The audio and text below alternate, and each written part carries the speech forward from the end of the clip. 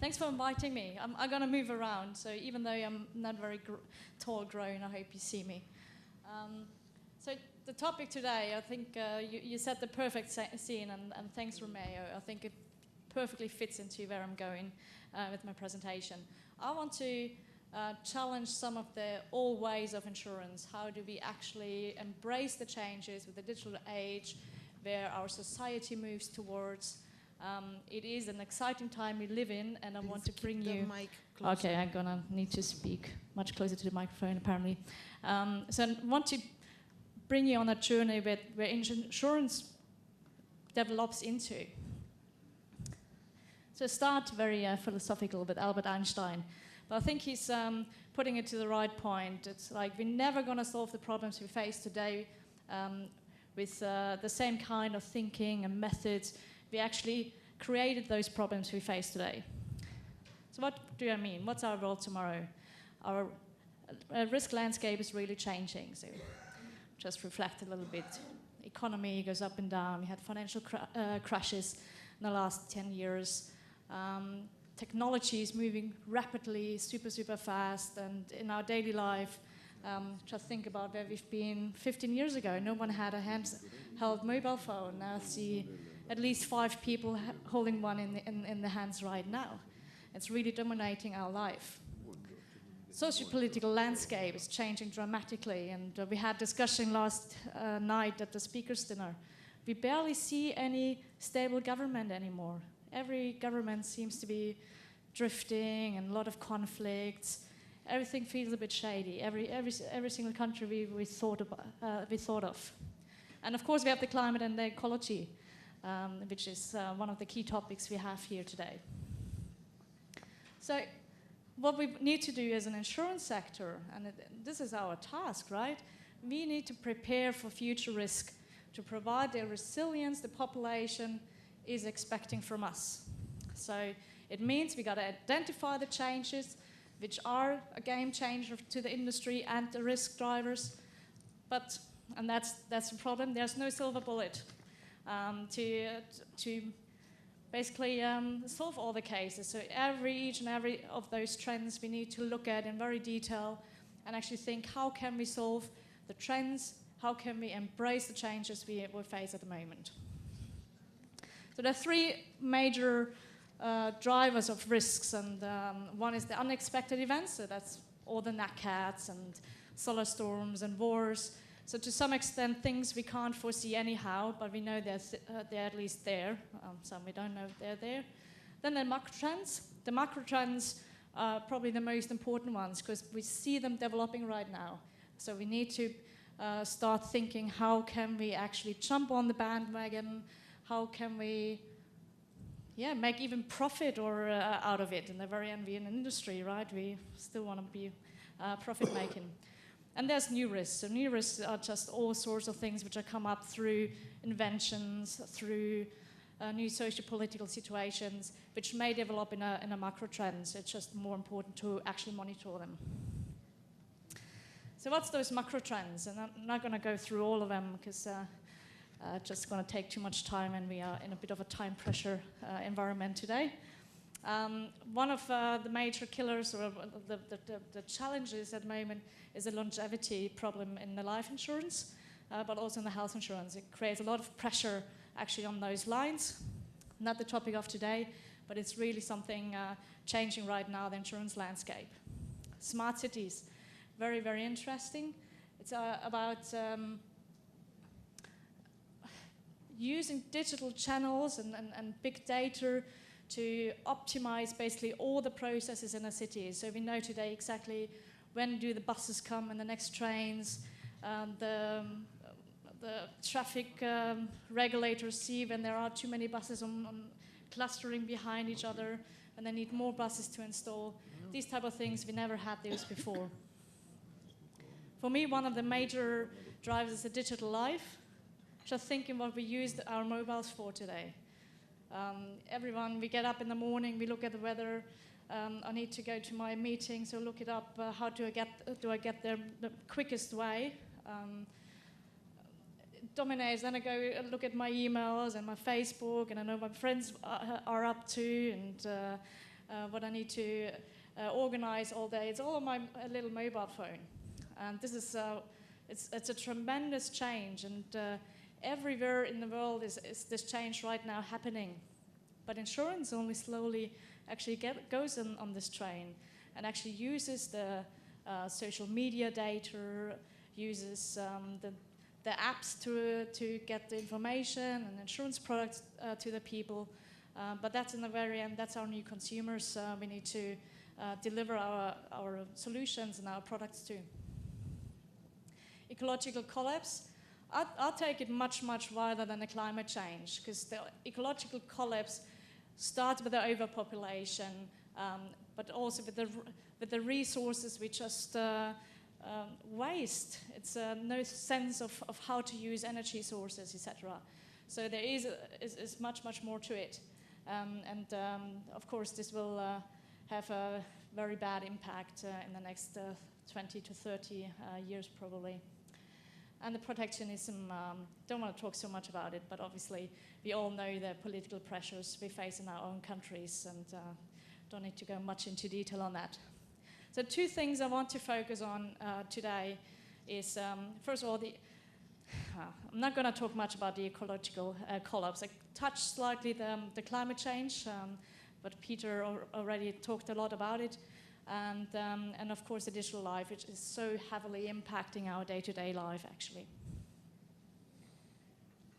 So, is the changing climate a gap closing factor? We said gap closing is maybe the wrong word. It's more narrowing, because we're never going to close it. So this is from the World Meteorological Organization, the last snapshot of the state of the climate. And we don't need to talk through everything. It's getting bad, and it's just getting worse every year. I'm sure you're getting the slides, so you can read through them when you get them afterwards. So I looked a little bit into Romania, because I was interested, how does it also, the global change, translate into your local area? And so what we see is here I'm not sure how I get the red thing here. Here on the side, you see the temperatures for Bucharest, and that's the 1.7 degree warming since the pre-industrial level we heard before. So there is definitely a warming happening. On the climate-wise, what does it mean?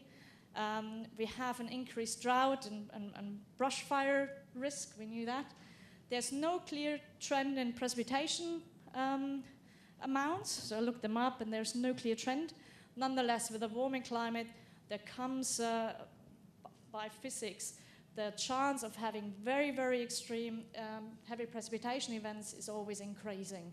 So what we heard in the very first talk, and I forgot the name unfortunately, that we see unprecedented rainfall amounts in some region who never experienced it. This is just a result, of course, of the warming. How much it really already is evident in the losses, I don't want to comment on. So the question is, though, is it really a real disruptor for insurance, or is it helping us to engage more with clients, or does it actually help us to really get more insurance policies sold? Because that's what we're here for, right? So I went into the financials, and I concentrated on Eastern Europe because I wasn't sure that we have such a strong Romanian focus today, so apologies for that. Because Eastern Europe actually is very, very, very different to Romania. We have about 2.5% insurance intrusion only in Eastern Europe. In Romania, we just looked it up, the 20% actually only in Bucharest and Transylvania. All the other regions look much, much worse in terms of insurance pickup of homeowner insurance and of the paid scheme. So in many regions in Romania, we are around 8%-ish, plus minus. So there's a lot of work to do, absolutely. So we heard about these points just before in the panel. Wage generally low in Romania, so there is definitely no sufficient resource for many of our consumers to buy insurance. So we may need to really think out of the box. So it's microinsurance, an option. Is insurance communities who redistribute the money to affected people. Is that the solution? Nonetheless, we also have heard before there's a very, very low financial education, very low risk awareness, and there's a very, very little trust in the insurance sector. And that's pulling our own noses, because we can do something against this. And this is we have to address, because there are consumers who could afford insurance but decide not to. And that's really, really important. So what do we need to do to offer products people are interested in? Is it a different design, or is it technology, or is it education? We need to get to the very, very basis of understanding why people who could afford and are at risk don't buy. So, and that's my talk today. That was a very long introduction, sorry for that. So, future, digital. We can't avoid it. That's what's happening. It's coming, it's already here. So our consumer is changing.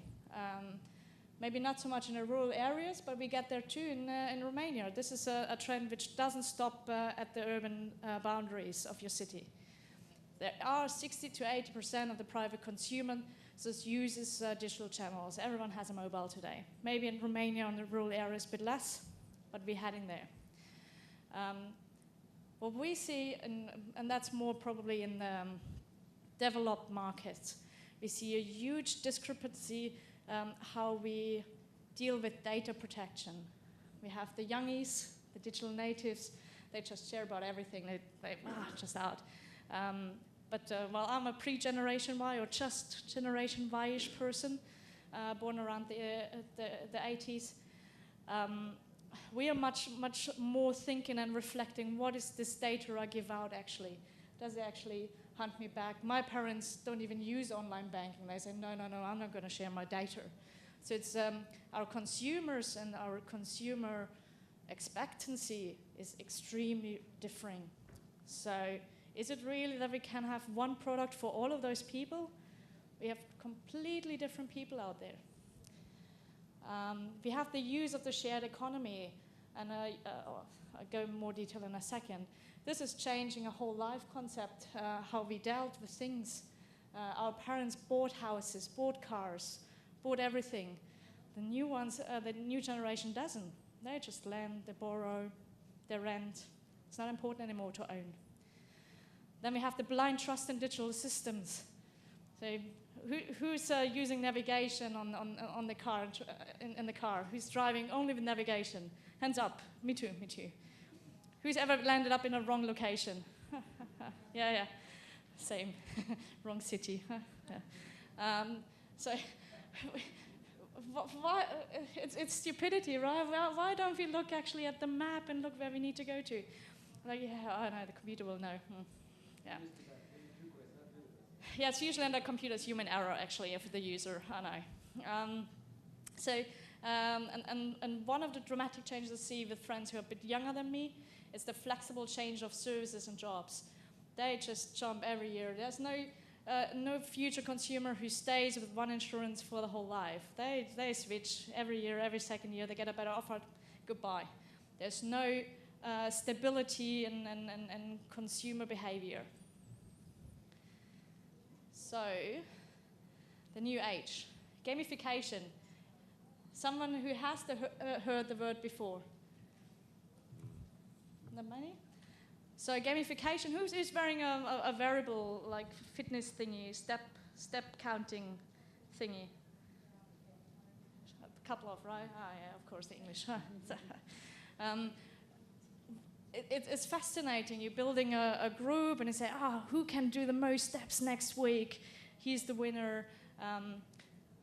Building interest groups and the system of having credits or bonus because I behave better, because I can show with my variable that I do sport every day or every second day.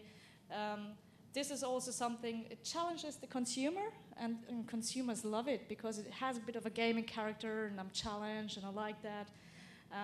This is something to be used. Shared economy, I said that before. people are sharing, transport, delivery, living. So it is a very situative use. Why can't I get a situative cover for my cars? I have a car actually, but I don't use it much. I use it probably every second weekend to drive to my parents in the mountains or go swimming. Why do I pay for each and every day my car insurance when I only use it every second or third week? Why can't I just have a situative cover which costs much less? Or if I borrow a car from my friend, can I just buy a cover from there? There's so much opportunity in the sharing economy ways. And we have the gig economy. That's the young friends of mine I told you. So also the job income picture is a different one, which doesn't mean if people start to freelance much more, to have a portfolio of employees instead of just one, how can we deal with the increased inflexible, but the decreased social security of those people? How do we deal with that? Something still to be tapped on. I don't think many people yet have really solutions which focus on the gig economy, but we have to. This is our future. And then it also affects us as a company. Exciting times, I can tell you. We have big data, smart analytics. We can find out so much about the individual behavior of our consumers, of our potential clients. So we can actually build an individual risk profile based on age, gender, some of the links we see on Facebook. So tailor-made products are very much possible also in terms of differentiation of premiums. But, and that's the big but, it introduces new risks. So how do you deal with data regulation? We now have the TRDP out. It's still for us to find out how far can we actually get with this smart analytics in terms of pricing and premium setting. Same on reputational risk. Is it firing back if I prefer good risks versus bad risks? In the very end, that's the very means of our existence as an insurance industry, that we have the solidarity thought process behind our product, and that maybe better risks stand in for worse risks. So it's all sort of softening, and the question is how far can we actually go? With flood risk, it's very clear we do have our flood zones, and we do differentiate our pricing, but how far can we actually go with differentiating our risks? It's also what I like, and can't remember who said it before, putting out, oh no, you said it, Andy. The pressure on the communities not to assign floodplains as a building area. How can we get this sort of responsibility in the communities? Currently, they're not responsible. They won't pay a single buck in most countries, but they make a lot of money in selling the ground and tax and so on. It's something, me personally, I get really worn up on that point. So digital changers, and just put them all three up. Cloud services, and maybe Laurent can say a little bit more later, as he's in the WERNER company. It really allows us to model risks on a completely different level, because it's very data consuming to model per risk, like on a single risk basis, the actual risk price.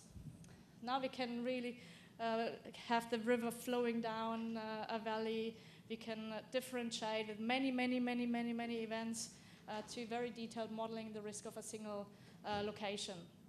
So it really makes the calculation engines much faster, but also the dealing with complex data is much easier. Blockchain, it's probably a bit associated. The blockchain, not sure how many people do actually know blockchain. I'm sorry if I'm talking too much Chinese here. Blockchain is in the very end a digital accounting system. So if you have a transaction, there comes a stamp on it, and it's retraceable, and it's in particular for insurance, the beauty in it is you know exactly who is insured what against what.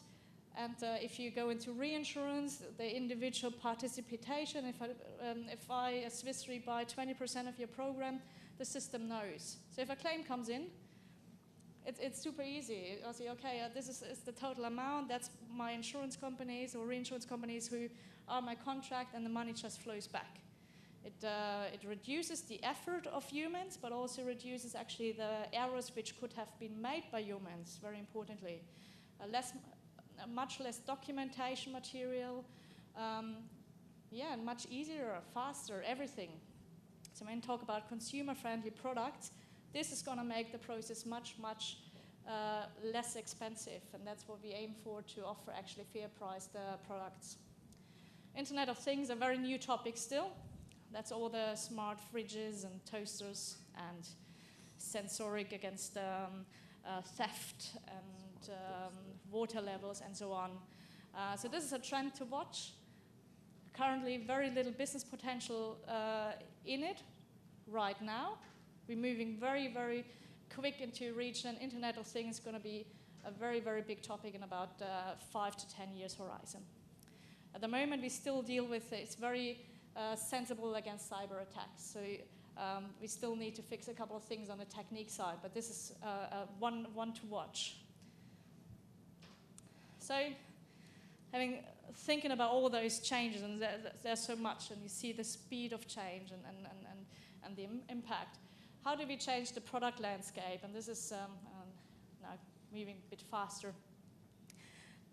To address the consumer need, which is inflicted through all those changes, we need to start thinking differently, and in particular, using different methods. So this is just a bit of a display of what's happening in my company, and I suppose it's happening actually in many companies. So we need to have plug-in IT platforms where we can build digital products and bring it straight into the consumer. We have to think about data analytics to have much more differentiated products. We need to understand new technologies, new risks associated to cyber, to telematics, to smart home. And in the very end, it comes back to the consumer. Probably something we have seen before, and comes a bit back to the big data thing, high resolution modeling. And Laura, I suppose you say something about it, okay? So I'm not going to go in much detail, but this is really providing us on a per-risk basis much more detail now how we can talk about insurance solutions. And I just want to throw in here parametric insurance is also one of those things. We can use this sort of data, risk hazard data, so to automate the claim process, to use indexes as loss indicator instead of really an indemnity claim-based cover, which then would make the whole process of claim settling cheaper, faster. So maybe something for the panel later. Of course, there's still a lot of challenges around those product lines. And yeah, we can't say this so much enough. Understand the consumer. This is key. So we need to increase the trust. We need to simplify our products. Risk education, information, we heard much about this. It is important to get the education levels up. Flexible products. Think about what the consumer really needs. Easy sales process. Make it easy for the people to go through buying a product, but also not to cheat them. So not too many exclusions. I don't want to see all the nitty-gritty details. I don't want to see 10 pages of product outlines. I just want to know what I'm insured against and be fair about it, even though it costs sometimes. So here's the vision, the dream. In the very end, we want to insure our house, our car, our flight delays, our people, our family, our bicycles. So these are my assets which need to be insured. And social media and the whole internet actually provides all the analytics around it. It just needs to be used. It's a lot of data out there. So it flows into the mobile, our device, or the computer, and then the consumer is happy, and it can really. This is the vision where we need to go. That I have to only deal with insurance 10 minutes per year, because I don't like to deal with insurance either. It bores the hell out of me. It's really we need to think how can we decrease the pain but increase the resilience of the individual people. That doesn't work. I wrote down trust, modular dynamic products. We heard that before at the panel as well. Think about different modules people want to be insured against and let them select what they need. And B2B risk solutions, it's basically where we come in, where we can help as a knowledge company to set up products with insurers. So this is my captain protection gap. I painted it on PowerPoint. It shows a little bit where we're heading. It's superpowers to some degree we need. It's definitely new ways we need to embrace those changes, to face those changes, and get better. And we better get many of those captain protection gap because it's not a sole effort. We need to, as an industry, really stand up and change our ways. With that, I would like to thank you.